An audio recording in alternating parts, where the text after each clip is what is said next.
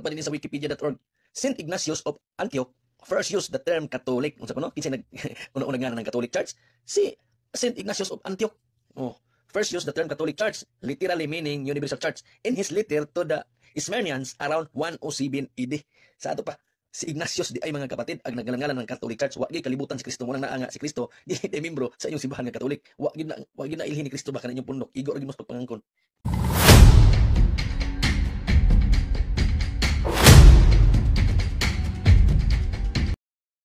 Ano sa apod may nag-ingon nga si Ginoong Jesucristo membro sa Iglesia Katolika Apostolika Romana? Ang atong Ginoong Jesucristo, siya ang founder sa Santa Iglesia Katolika Apostolika Romana. Siya ang originator, siya ang nagikanan sa Santa Iglesia Katolika Apostolika Romana. Muna kung imong basahon ang kasaysayan, ang founder sa simbahang Katoliko, wala lain ang atong manluluwas. Kini atong higala nga defensor sa Seventh-day Adventist, nagkatawa siya kay ang word daw nga Catholic, kang San Ignacio lang daw gikan, wala daw nagikan sa tuang Ginoong Jesucristo. Actually, ang essence, ang esensya, or ang substansya, sa gisulti ni San Ignacio nga Katoliko, kanang term nga Katoliko, ang substansya niya nagikan sa tuang Ginoong Jesucristo. Mabataw ni ingon si Ginoong Jesucristo, St. Matthew, chapter 28, verse 19, panlakaw kamusta ng katawhan sa tibuok kalibutan. So ang objective o ang intention ni Kristo, moadto ang iyang ebanghelyo sa tibuok kalibutan. Nga naman, 1 Timothy chapter 2 verse 4, kay buot man niya ang tanang tao maluwas ug masayod sa kamatuoran. Muna ang esensya o substansya sa terminong Katoliko naggikan didto kang Ginoong Jesucristo. Muna nga para dili tawag na maglisod og sabot or mas madaling ipasabot ang pagtuo sa mga Kristiyano sa iyahang gitawag og panahon ni San Ignacio, mo nang nigamit siya ni anang maong pulunga para dali malitok or dali masabtan ang katuyuan sa Ginoo nga ipalapnag ang pagtuo sa tibuok kalibutan. Ug sa St. Paul mismo, Romans chapter 1 verse 7 to 8. Sa Griego katanggelitai in holotokosmo. So buti pasabot kanang word na kataholos duha ka pulo nga naggikan sa pulo nga katanggelitai then holotokosmo.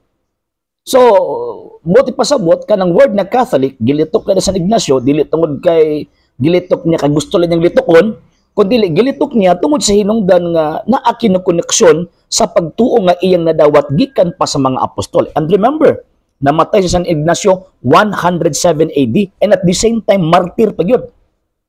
Martir. So, buti pasabot ang iyang mga gitudlo, duol kaayo sa mga apostol. Ang iyahang gitawag o gitudlo na ay koneksyon sa mga apostol. Nga naman, si San Ignacio de Antioquia, estudyante man ni San Juan Evangelista. O niya, pagkahuman, gituuhan po, according sa tradisyon sa pagtuong Katoliko, na estudyante po siya ni San Pedro. So, imposible nga wakabalo San Pedro, San Juan sa iyang tawag ini. Di pamulong o sa iyang tiloy. At the same time, sa iyang panahon, di siya pwede makikupitin sa mga apostol. Kaya kanang panahon na kusog kaayo ang Kristiyano anang panahon na. Sa mga ilabinag sa mga pobre nga mga tawag ining mga tao sa ilahang panahon. Kay imagine good nimo, nag-launch og persecution ang mga Hudyo 37 AD. Gisundan pa after the katong sa Bar-Kokhba revolt, mga 130. So buto na naon sa mga particular places kani adto usog ang mga Kristiyano unya kabalo sila nga mangonbertir ning mga Kristyanuha. So, imposible ang mga apostol at datay mo kabalo sa pangunahuna ni San Ignacio. And at the same time, namatay si Saint John the Evangelist, mga R99 or 100 AD. Si San Ignacio namatay 107. So, therefore, nakig-uban siya sa mga apostol. Di ba?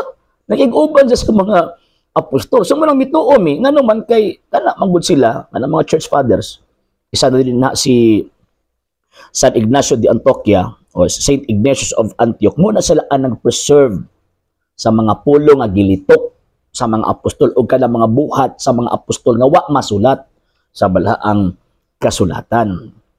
Pero tingala ko, kutlo-kutlo og kasaysayan, hindi man mo kutlo sa kung kinsang founder sa simbahang Katoliko.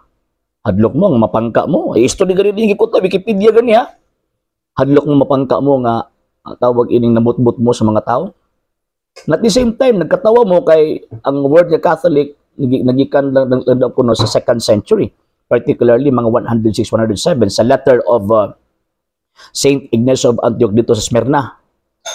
Pero wala ninyo i-question nga kanang inyong pangalan sa inyong sekta na natukod lang ni Abtong Mayo 21, 1863, buot-buot ra na sa mga Amerikano nga pangalan ay inyong sekta Seventh-day Adventist. Yabag na nawa sa first, second century niya, niya sa waya iyan kagalingon nga nibuto lang 19th century. Ay, yaga mo lang inyo.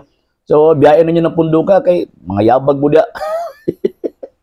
Sa hindi pa po nakapag-follow sa mga pages po natin, i-follow nyo po yung mga pages po natin, RJ Horolanciano II TV, Apolia Punto Argumento page, Kuya Apologies TV page, and RJ's Vlog 2022.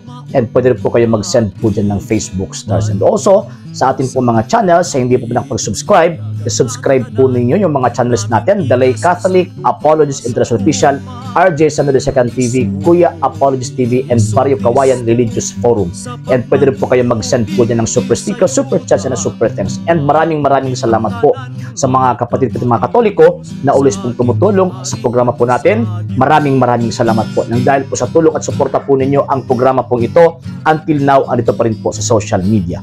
And until now din po, nangangalang pa rin po tayo sa tulong at suporta po ninyo dahil wala po kami magagawa rito mga sir, mga ma'am, kung wala po yung tulong at suporta po ninyo. Sa gusto pong tumulong, sa gusto pong sumuporta, pwede po ninyong ipadala ang tulong at suporta po ninyo sa pamamagitan po ng ating mga account numbers dyan po sa ating pong screen. And pwede nyo po kaming i-message sa ating pong page kung via remittance po yung papadala po ninyo. Maraming salamat po in advance.